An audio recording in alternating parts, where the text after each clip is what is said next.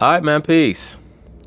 So this past summer, when Kyrie Irving demanded his trade from the Cleveland Cavaliers, I made a series of videos pertaining to the reasons behind why I thought Cleveland decided to trade him and why Kyrie would demand a trade and how he demanded it in such a way that would establish to the Cleveland management that the relationship between the team and Kyrie and also between Kyrie and Lebron was something that could not be salvaged.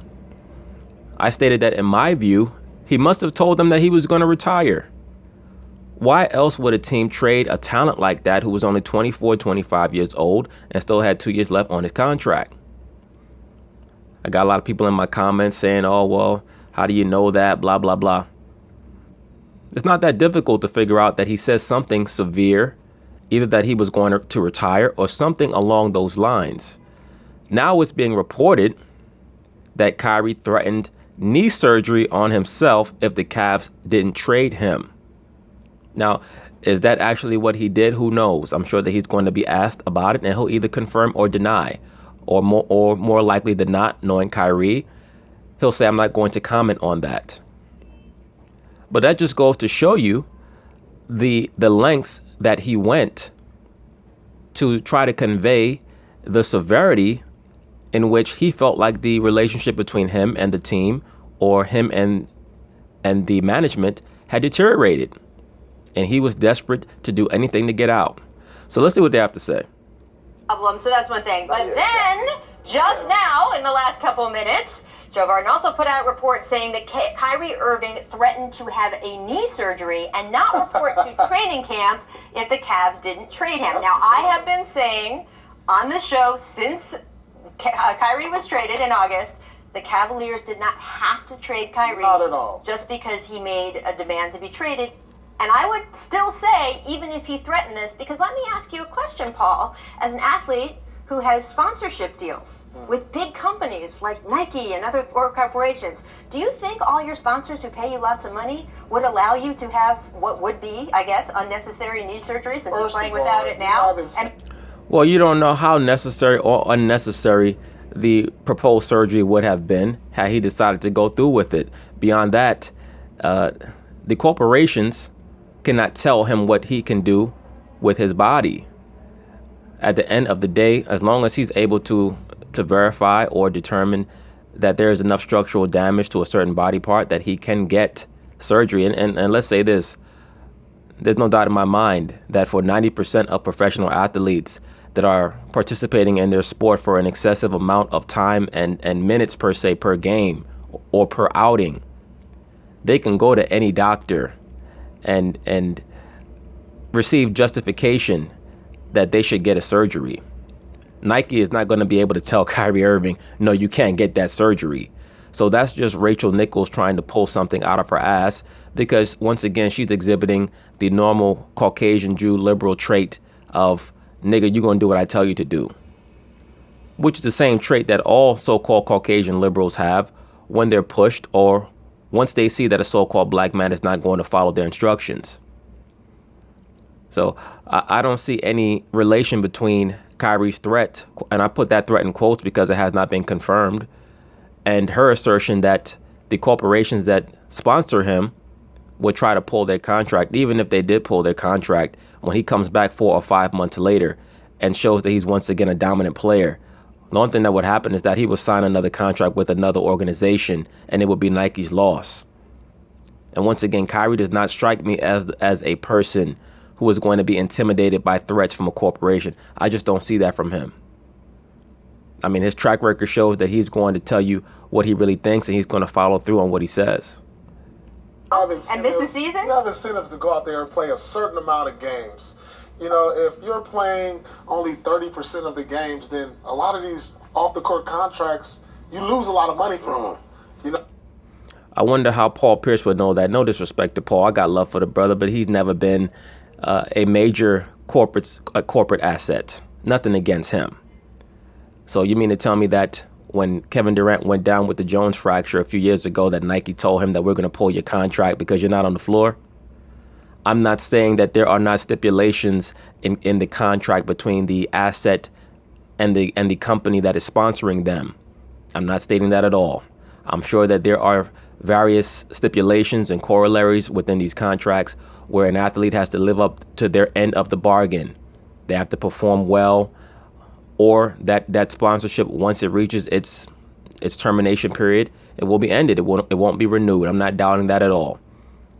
But to state that if Kyrie Irving had to get a knee surgery, that Nike would certainly pull their sponsorship from him or the endorsement deal that they have with him. No, I'm not buying that, especially if he can verify why he would need the surgery. You know, especially the bigger ones like your shoe deal. You know, you may have an insurance deal. You have to be visible. If you're not visible on the court, they're like, how can you promote as a us? player, Nonsense. As a matter of fact, the more imaginative corporations would actually work the injury into many of their advertisements. We saw that when RG3 went down, they tried to develop a whole campaign around him. Many times we see athletes that go down with debilitating injuries, and if the corporation, if that athlete sponsor believes that it's worth it, they'll develop a whole rehabilitation campaign, a series of commercials based around what the athlete is going through. Hell, when Michael Jordan left the Bulls, he was receiving less visibility. He was playing for the Birmingham Barons in minor league baseball. And what did Nike do? They developed a whole campaign around that. That's what you do when your job is to commandeer a corporation, a situation. You have to be imaginative. You have to think of ways to remarket that asset. So I'm sorry, Paul. I'm not buying what you're selling, brother. player, would you voluntarily, if it comes, you might bluff and say I would go under surgery? Cut my knee open. But right, would you voluntarily undergo the knife as a player? Would you really back up that bluff? Let me say that's a bit of a better point. It's possible that Kyrie was bluffing, but he may have been in such a stressed out state. Who knows where he was at that point? Kyrie strikes me as someone who says what he means and who means what he says. And who knows? Maybe Mr. Dan Gilbert was tired of the whole charade. We're outsiders looking in. People like Dan Gilbert and his management team are aware of far more issues that were going on within that locker room, where they probably decided that, you know what, it's probably best that we part ways. LeBron James is unwilling to commit to our organization. Kyrie no longer wants to be here. Let's see what we can flip for him, because LeBron's most likely leaving at the end of this season anyway, because trying to get him to sign an extension is like trying to pull a tooth. So you know what? Let's see what we can get for Kyrie. Players will probably get a shot in the knee and say, "Oh, I need 6 to 8 weeks." 10 to 9. I don't think cutting open is the answer. Yes, and at the same time, I think there's two things you got to think. First of all, I still think they got a good deal, because in terms of insuring themselves for the future, if you have to move them. Well, we could have a long discussion on that. Look, insuring yourself for the future is keeping LeBron James. Oh, well, you know. Well, how could you say that that's insuring yourself for the future when you can't even get the man to sign an extension? That's why it's your job to sit on TV with 2 layers of makeup on your face, and you cannot run a team, because you're doing what you do best, which is sitting on TV and talking shit, preferably with a couple of black men around you to make yourself feel like the lady of the manor. In reality, if Dan Gilbert cannot get LeBron to sign an extension, he must go to plan B, C, D, and E. That he is a businessman. That's how they think. That's how they operate. Dan Gilbert did not become a billionaire by waiting for other people to help him decide what he's going to do. If LeBron does not get back to him expeditiously, he has to move on. He has to consider what he needs to do. Now, according to Stephen A. Smith, Dan Gilbert is thinking about selling the team. And it makes sense, because he's already done what he stated that he was going to do. He's brought a championship back to the city of Cleveland. Well, he's on the team. But if you also have an inkling that he probably wasn't going to stay anyway, then that's one thing. But the other thing is, I go back to this. Exactly. He already knows LeBron's not staying. And if LeBron does stay, it's only because he surveys the landscape and he comes to the realization that there's no other place, there's no other scenario that is as advantageous for me business-wise in the years to come than to stay here in Cleveland, especially if he has long-range plans to buy the Cleveland Cavaliers, which I believe LeBron does plan to do, and I've stated that for a long time. And David Griffin around, Maybe a lot of these issues wouldn't come up. This is the domino, and we have been talking about this on the show, again, for 6 months here. That was the week. They let go of David Griffin, or parted ways with David Griffin. David Griffin's working on a trade for Paul George as he picked up the phone with Dan Gilbert. He let him go. He was holding Kyrie and LeBron together, and that's all bullshit. That's all revisionist history to protect LeBron. David Griffin, after he got fired, he went around on many of these talk shows and basically took Kyrie's side in the whole situation. As has already been reported by more than one journalist, Rob Parker, as well as others, Jackie McMullen. It's on record that LeBron James was told that we can make the trade happen for Paul George, as well as Eric Bledsoe. It's a 3-team trade. Kyrie will end up in Phoenix. All you have to do is sign the extension. So this deal is incumbent upon you signing the extension. He decided that he did not want to do that. So now this new story that David Griffin was burning the midnight oil trying to get this deal finalized, and then he got fired. Oh, that's the media. That's the liberal sports media making shit up to protect LeBron as usual. and there you go. But this is a bombshell, thing that, hey, Kyrie says, I'm going to go under surgery if you don't trade me. That ain't no bombshell. It's not a bombshell to me. That's a bombshell to you guys. Why the hell else would they have traded him if he did not say something drastic? And still, he has not confirmed that that's what he said. I'm sure that he said something along those lines. But I knew that he had to have said something drastic. I would never have guessed that he said that he was going to get knee surgery. But I knew that he had to say something that was off the wall and to look them in the face and look like he meant it. For them to say, you know what? We don't need this shit. Let's just trade his little ass.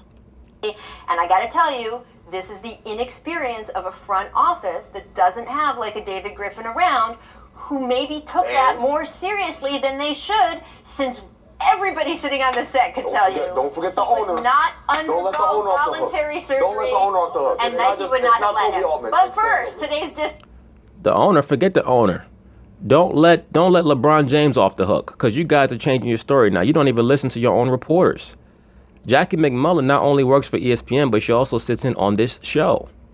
She's the one who broke the story last week, or a couple of weeks ago, where she stated that Kyrie did not like Tyronn Lue, and also the story about Eric Bledsoe and Paul George being included in a trade for Kyrie, with Kyrie going to Phoenix. And all LeBron James had to do was agree to an extension. Now all of a sudden they're concocting this new scenario where it's because David Griffin got fired by Dan Gilbert. This is why Cleveland is suffering right now. This sounds like something that has been put out by LeBron James's team to cover up for the fact that he did not think that the team would be struggling this much without Kyrie. So more bullshit as usual. It's just a replay. This date in 1998. We could talk about this for the whole show. Here we go, MJ. No, you gave it away. I thought it was this cover. Shannon Anderson. Oh, great goes to Terry. I'm sorry. Shannon Anderson got what? Yeah. Watch out. Easter Bunny. Are you all right, Zeke? You don't see guys jump off the vertical no more. The 2 foot. The 2 foot. David was the last. And Michael Jordan was 35 years old there. That was his last year in Chicago. All right. But anyway, peace.